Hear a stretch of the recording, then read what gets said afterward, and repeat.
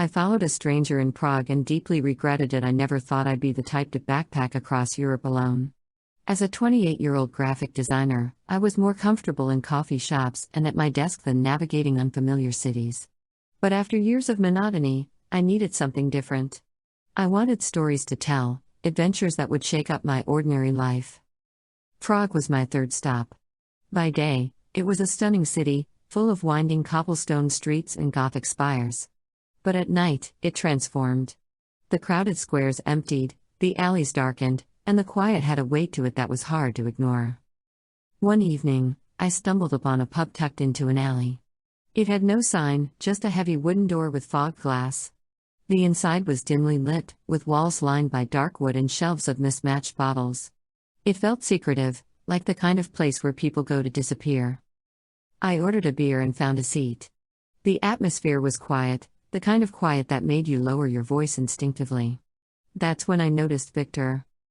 He was older, in his 50s, impeccably dressed in a dark suit that looked out of place in the shabby room.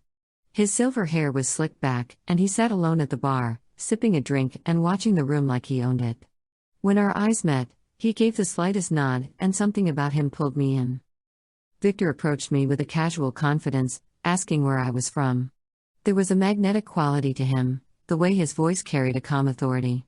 He talked about Prague's hidden history, forgotten places and stories lost to time. I listened, fascinated. He told me he knew a place few ever saw. A piece of the city's history, untouched by tourists. He said it with a kind of certainty that made me believe he wasn't exaggerating. Against my better judgment, I agreed to go with him. It was past midnight when we reached the building. The streets were eerily quiet, and the structure looked like it had been abandoned for decades. The windows were boarded up, and the doorway was framed by crumbling stone. Victor unlocked the door with an old iron key, and I followed him inside. The air was damp and carried the faint scent of decay. The hallway we entered was narrow and lined with wallpaper that had long since lost its color, curling away from the walls like dead leaves. We walked in silence, our footsteps muffled by the thick layer of dust on the floor.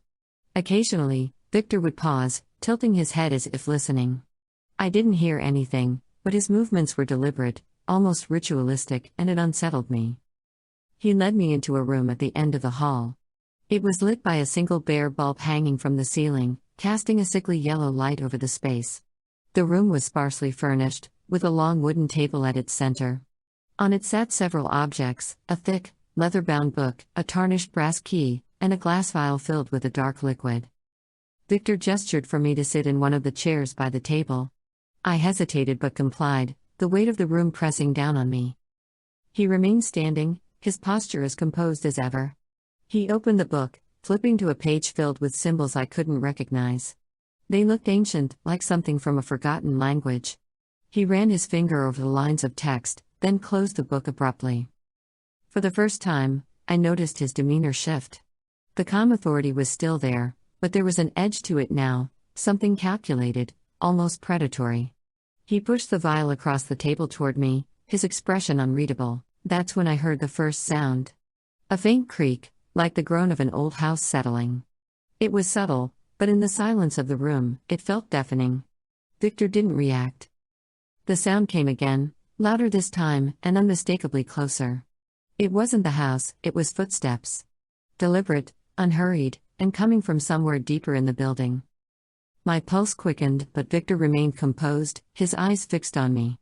He slid the brass key toward me and motioned toward the hallway. The message was clear, it was time to leave. I didn't need convincing.